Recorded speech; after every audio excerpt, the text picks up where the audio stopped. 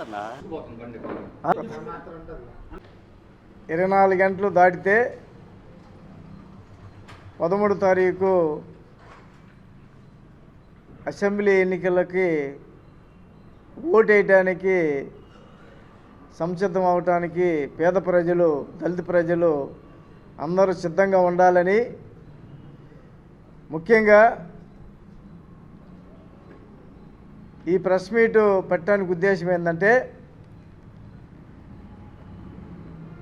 ఈ రాష్ట్రంలో, ఈ దేశంలో దళితులపై దాడులు, అదేవిధంగా గత సీఎం గారు చంద్రబాబు నాయుడు గారు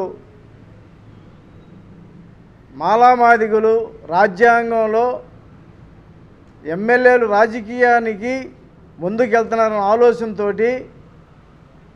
చంద్రబాబు నాయుడు మాలామాదిగుల మధ్య గొడవ సృష్టించి 1997లో ఆ సంవత్సరం మాలలు అందరు కలిసి ఇది వర్గీకరణ సబబు కాదు, దీని మీద భారత రాజ్యాంగం దాని ప్రకారంగా 376 ఆర్టికల్ దాని ప్రకారంగా చేయటానికి లేదని చెప్పని దాని మీద ఆ రోజుల్లో మహానుభావుడు మా జాతి బిడ్డ కీర్తిశేషులు పివి రాఘవ ఆధ్వర్యంలో ఆ రోజు మేమందరం కలిసి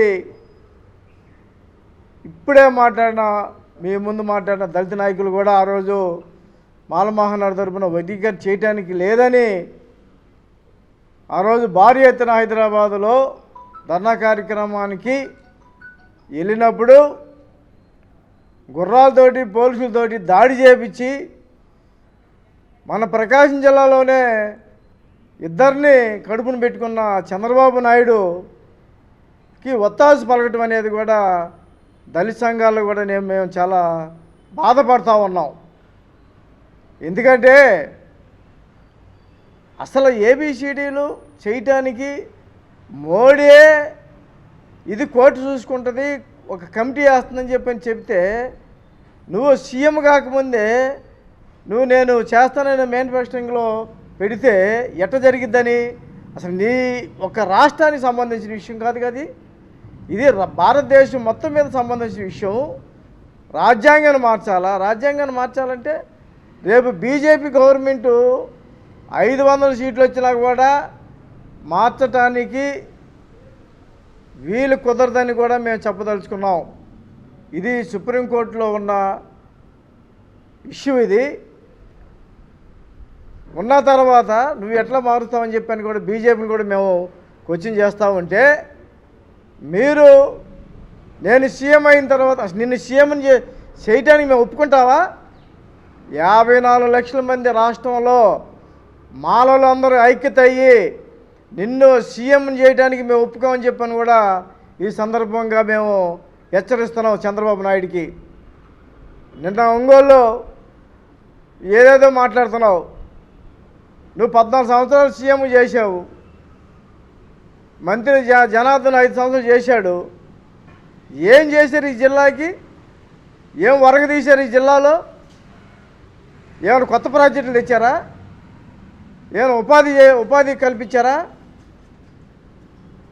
మేమనేది మా మధ్య గొడవలు పెట్టి మీరు పప్పం గడుపుకుంటున్నారు. ఇది మంచి పద్ధతి కాదు.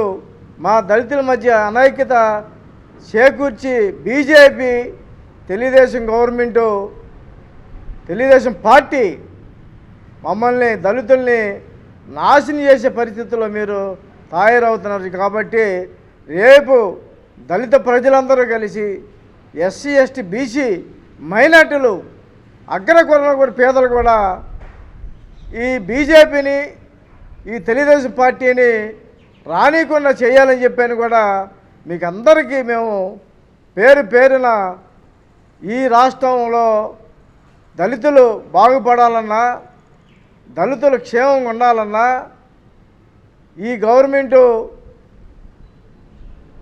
మళ్ళీ జగన్ గారు రావాలని చెప్పని మాలమహనాడు తరపున మేము సాయశక్తుల ప్రసారం కృషి చేస్తున్నాం. ప్రతి గ్రామానికి తిరుగుతున్నాం.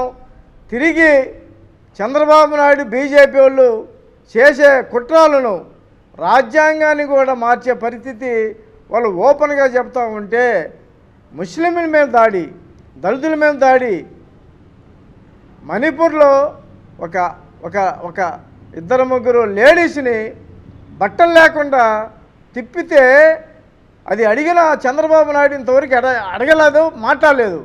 అంటే దళితులు బట్టలు లేకుండా తిప్పుతూ ఉంటే మళ్ళీ అదే ఈ రాష్ట్రంలో చంద్రబాబు నాయుడు కానీ వస్తే, బీజేపీ గవర్నమెంట్ కానీ వస్తే మరో మణిపూర్ రాష్ట్రంలాగా తయారవుతుందని కూడా మేము హెచ్చరిస్తూ ఉన్నాం. దీనికి కూడా ఇప్పటి నుంచే మొదలైంది. మొన్న ఎలక్షన్స్ మొదలైన తర్వాత కొన్ని ఏరియాలో గొడవ చేయడానికి కూడా ఒంగోలులో కూడా చాలా ప్రయత్నాలు చేసినా కూడా ప్రజలు తెలుసుకొని ఈ గొడవలతో మనకెందుకని చెప్పని ఎక్కడో అక్కడ ప్రశాంతంగా ఉన్నారు. కాబట్టి Telugu Desam government, BJP government, Telugu Desam party, BJP party కావాలని ఈ రాష్ట్రాన్ని దళితుల మధ్య ఐక్యత చేయటానికి కోసం, ఐక్యత లేకుండా చేయటం కోసంగా చేస్తున్నారు. రేపు లేనిది ఎల్లుండు ప్రజలందరూ మళ్ళీ సంక్షేమ కార్యక్రమాల్లో ఏదైతే జగన్ గారు చెప్పారో అవన్నీ 99% దాదాపు అన్నీ చేకూర్చాడు. ఎవరికన్నా అన్యాయం జరుగుంటే చెప్పండి, డైరెక్ట్గా ఆయనకి చెప్పండి, లేదా లీడర్లకు చెప్పండి, లోకల్గా ఉన్న లీడర్లు చెప్పండి. దాన్ని పనిచేయడానికి పూనుకుంటారు తప్ప తెలుగుదేశం గవర్నమెంట్, బీజేపీ వాళ్ళు, తెలుగుదేశం గవర్నమెంటు 14 సంవత్సరాలు చంద్రబాబు నాయుడు ముఖ్యమంత్రికి ఉన్నవాడు దళితుల ఎస్సీలో పుట్టుతారా అని ఓపెన్గా మాట్లాడిన సందర్భంలో కూడా ఉంటే ఇతను మళ్ళీ మేము ముఖ్యమంత్రి చేయాలన్నా? ఏ అర్హత ఉంటే నేను ముఖ్యమంత్రి చేయాలి? నువ్వేం సంపాదించలే. నువ్వు 2 ఎకరాలు ఆస్తి కలవాడు విపరీతంగా సంపాదించావు కదా. నిన్న శివరెడ్డి భాస్కర్ రెడ్డి గారి గురించి మాట్లాడావు. శివరెడ్డి భాస్కర్ రెడ్డి గారు ఎర్రచందనం స్మగ్లర్గా ఏ దాంట్లో కేసులు ఉన్నాడా? మీరున్న కేసుల్లో ఆయన ఏమైనా ఉన్నాడా? మీకు ఎన్ని కేసులు ఉన్నాయి తీయండి బయటికి మొత్తం. మీరు కోర్టును ఉపయోగించుకొని, జడ్జీలను ఉపయోగించుకొని మీరు పప్పం గడుపుకుంటా కేసులన్నీ వాయిదా వేయించుకుంటారు. మీరు శివరెడ్డి భాస్కర్ రెడ్డి గారిని, వాసు గారిని ఇద్దరిని ఇక్కడ నిన్న సీఎం గారు మాట్లాడతారు. నీకేమైనా మెంటలు వచ్చినాయా, లేకపోతే ఏమన్నా ఇది వచ్చిందని చెప్పని కూడా నేను సభాముఖంగా మాట్లాడదలుచుకున్నాను చంద్రబాబు నాయుడిని. ఆయన పాపం మాగంటి శ్రీనివాసరెడ్డి గారు మంచి బాలుడు అంట. ఆయన 30 సంవత్సరాల నుంచి మేము ఓట్లేసి గెలిపించాం. ఆయనకి ఏం చేసినట్టు 30 సంవత్సరాలు నాకు అర్థం కాలేదు. ఈ జిల్లాని ఎటు పంపించినట్టు, ఏం చేసినట్టు. అతను ఇక్కడ వ్యాపారం చేసుకున్నాడు, ఖమ్మంగా హ్యాపీగా పనిచేసుకున్నాడు. అంతేగాని ప్రజలకు సంబంధించిన ఉపయోగపడే ఒక 1000 మందికి 2000 మందికి ఉపయోగపడే ఫ్యాక్టరీలు కానీ ఏమైనా తెచ్చారా సెంట్రల్ గవర్నమెంట్ నుంచి? ఏమి లేదు. చూడండి, ఆ సెంట్రల్ గవర్నమెంట్ మేము సోరాటిపాలెంలో బ్రిడ్జి కట్టమంటే అదిగో ఇదిగానే అంటారు, శాంక్షన్ అంటారు, ఇదిగా అంటారు, అది అంటారు. ఏమి లేదు. సెంట్రల్ గవర్నమెంట్ అది. ఇక్కడ బ్రిడ్జి కట్టమని అడిగాం. ఈ మన టౌన్లో ఎంత ప్రాబ్లంగా ఉంది అంటే ఇవన్నీ నీకు కనిపించలేదా? సెంట్రల్ గవర్నమెంట్స్ కదా ఇవన్నీ వచ్చేది. మరి ఏం చేసినట్టు మీరు? ఇప్పుడు ఆ బ్రిడ్జి ఉంటే బలరాం గారు ఎంపీ గారు ఉన్నప్పుడు ఆ బ్రిడ్జి కట్టింది. నువ్వు కట్టింది ఎక్కడ? నువ్వు చేసింది ఎక్కడ? 30 సంవత్సరాలు మీకు ఓట్లేసి ఈ జిల్లాలో నీకు అంటూ ప్రత్యేకత చూపించినా కూడా ఈ జిల్లాలో ఏం చేసినట్టు? నేను అనేది చంద్రబాబు నాయుడుకి ఒకటే చెప్తున్నాం. మీరేదో దళితుల్ని మోసం చేసి, పేద ప్రజలు మోసం చేసి సీఎం అవ్వాలని అనుకుంటే కళ్ళగంటున్నారు. అది అయ్యే పని కాదు. మీరు సీఎం కారు. కనుక ప్రజలందరూ గమనించి ఆలోచించి, ఎందుకండి గ్రామాల్లో క్యాస్ట్ సర్టిఫికేట్ కావాలన్నా, రేషన్ కార్డు కావాలన్నా ఎక్కడికి పోకుండా సచివాలయం స్టాఫ్ కానీ వాలంటీర్లు కానీ ఇంటికి తీసుకొచ్చి ఇచ్చిన పరిస్థితి జగన్ గారు చేసిన కార్యక్రమం. ఇవాళ డేటా మొత్తం ఎవరు ఎక్కడ ఉన్నారు, ఎవరు ఏం పని చేస్తున్నారు, ఏ కులం వాళ్ళు, ఎక్కడ ఎంతమంది ఉన్నారు, మొత్తం డేటా మొత్తం ఈ వాలంటీర్ వ్యవస్థ చేస్తుంది కదా. ఎప్పుడైనా పెట్టారు మీరు ఆ విధంగా? మీరు ఫెన్షన్ ఇచ్చారు, 100 రూపాయలు ఫెన్షన్, 70 రూపాయలు ఫెన్షన్ ఇచ్చారు. రాజశేఖర రెడ్డి గారు వచ్చిన తర్వాత పెంచారు. మీరేమైనా పెంచారా? అదేమంటే ఒక చనిపోతే కానీ ఇంకొకరు పెన్షన్ రాదంట. అంతే పేద ప్రజలు పెన్షన్ తీసుకోవడం కూడా నీ గవర్నమెంట్లో అర్హత లేకుండా ఉందా? జగన్ గారు వచ్చారు, పార్టీతో సంబంధం లేదు, వ్యక్తులతో సంబంధం లేదు, కులంతో పని లేదు. ఎవరు పేదవాళ్ళు, ఎవరు అర్హులో వాళ్ళకి పెన్షన్లు ఇచ్చారు, వాళ్ళకి తగ్గట్టు ఇళ్ల స్థలాలు ఇచ్చారు. నువ్వు చరిత్రలో తెలుగుదేశం గవర్నమెంట్లో ఎప్పుడన్నా స్థలాలు ఇచ్చి దాఖలు ఉన్నాయా? ఎప్పుడైనా ఇచ్చారా తెలుగుదేశం గవర్నమెంట్లో? రమ్మనండి, చెప్పండి ఎక్కడ ఇచ్చారో చెప్పండి.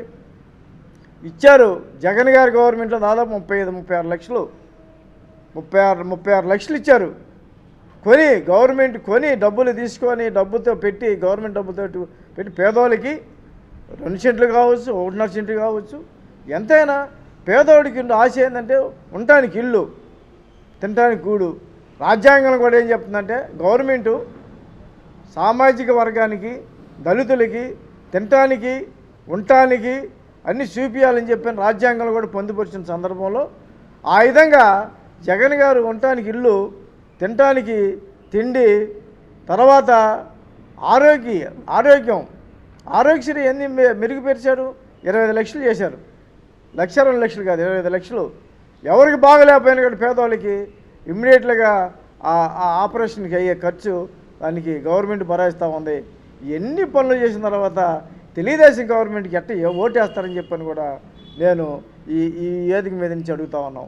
మేము ఇంకోటి కూడా చెబుతున్నాం, ఎప్పుడైనా దళితుల జోలికి వచ్చినా, దళితులు ఓట్లు వేయలేదని ఒత్తిడి చేసినా, దళితుల మీద కేసులు పెట్టినా, మేమైతే ఎలక్షన్ అయిపోయిన తర్వాత సరే మా మీద కానీ కక్షాదం చర్య కానీ ఉంటే మాత్రం మేము రాష్ట్ర వ్యాప్తంగా తిరిగి మొత్తం ఎవరైతే చేస్తారో వాళ్ళ మీద మేము ధర్నా కార్యక్రమం, మా చట్ట ప్రకారంగా మేము మా లా ప్రకారం లాగా మేము ఒక పందాతోటి, మాల ఐక్యతోటి మొత్తం రాష్ట్రం మొత్తం మీద మేము పాల్గొంటామని పేద ప్రజలందరికీ మేము ఒకటే పిలిపిస్తున్నాం. జగన్ గారికి ఇక్కడ ఉండే ఎమ్మెల్యేలకు అందరికీ ఓట్లేసి వాళ్ళందరినీ గెలిపిస్తే రాబోయే కాలంలో ఏమైనా ఉంటే చెప్పండి, మేము పోరాటం చేస్తామని చెప్పని కూడా మీకు అందరికీ రిక్వెస్ట్ చేస్తూ జై భీమ్.